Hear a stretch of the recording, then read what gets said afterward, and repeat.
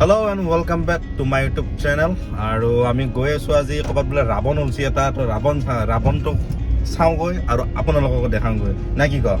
এতিয়া ওচৰতে আমাৰ ওচৰতে তো বলকচোন কি ৰাৱণ ওলছি চাই আহোঁ একবাৰ। বলক।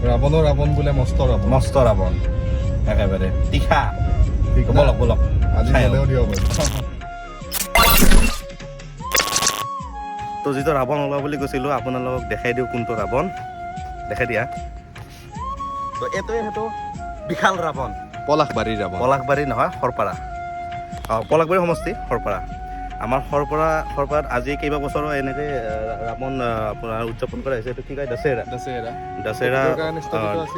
দশেৰা মানে মনাই আছে। এইবাৰতো কিমান উচ্চতা হ'ব বা, মানে দক্ষিণ কামৰূপত আমাৰ এইটো আৰু অসমৰ ভিতৰত চবতকৈ ওখ ষ্টেচুটো হ'ল এইটো সৰপাৰাত। আৰু অহাকালি এইটো ৰাৱণ জ্বলিব। বাকী সঁচাকৈ প্ৰথমতে এবাৰ ওচৰৰ পৰা দেখাই দিওঁ। বাকী ড্ৰোন শ্বটত আপোনালোকে দেখিলে কি দেখা নাই গোটেইখিনি ল'ব চেষ্টা কৰিছোঁ। আৰু চাওক, এইটো ৰাৱণ 10টা মাথা। আমাৰ কাৰণে গৌৰৱৰ বিষয় যে দক্ষিণ কামৰূপত ইমান ধুনীয়াকৈ দশেৰা উদযাপন কৰা হয় প্ৰত্যেক বছৰে। আজি 4-5 বছৰ মানে হ'ল। আৰু কিমান উচ্চতা, কিমান ফুট সেইটো নাজানো, কিন্তু সঁচাকৈ গৌৰৱান্বিত। আৰু আগলৈকেও এনেকৈ হৈ থাকক এই উৎসৱটি। আৰু এটা কালচাৰেল প্ৰগ্ৰেম যাৰ কাৰণে নিমন্ত্ৰণ দিছে পৱনদ্বীপ। অহাকালি আছে।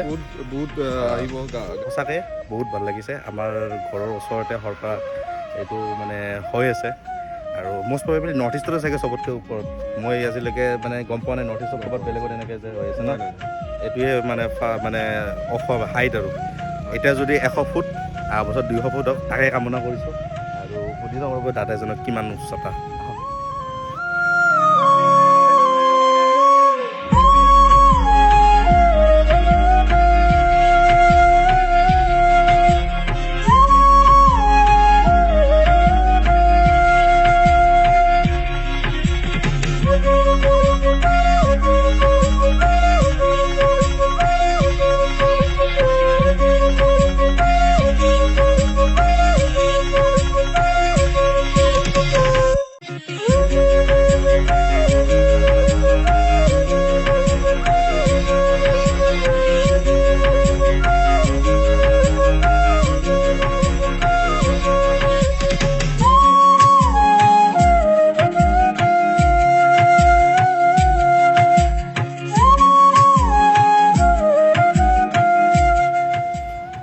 কালি পুৰিব ৰাৱণ দাক, জুই লগাই দিব, ধুতি জ্বলি যাব ৰাৱণ দা।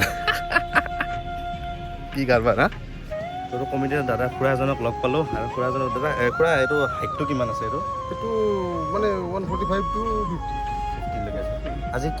আজি আমাৰতো 4-5 বছৰ মানে হ'ল এইটো মানে কণ্টিনিউ কৰি থকা। এইটো 7 বছৰ হৈ গ'ল ন? মানে 2 বছৰ মাজতে গেপ হ'ল।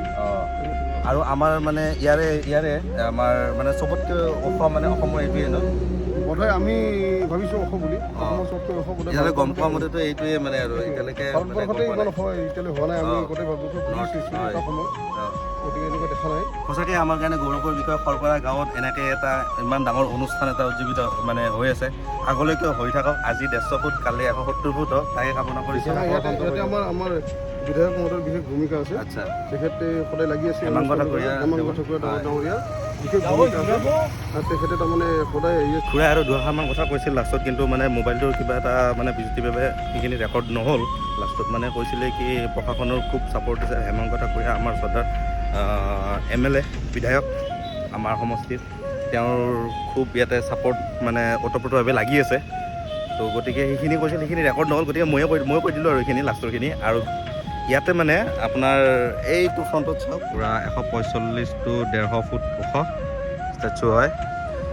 আৰু ইয়াৰ পৰা চলিব ৰামৰ ধেনু, মানে কাৰ যাই ঠুচুং ফাটি যাব, বুম। দিয়ক, ঠিক আছে, বাই বাই। এই ব্লগটোলৈকে আকৌ লগ পাম নেক্সট ব্লগত। চাই থাকিব আৰু মৰম দিব। আৰু এতিয়া আমি গৈ আছোঁ, এইটো নেক্সট ব্লগত আমি দেখা পাব আমি ক'ত গৈ আছোঁ। তো চাই থাকক, stay tune with my channel.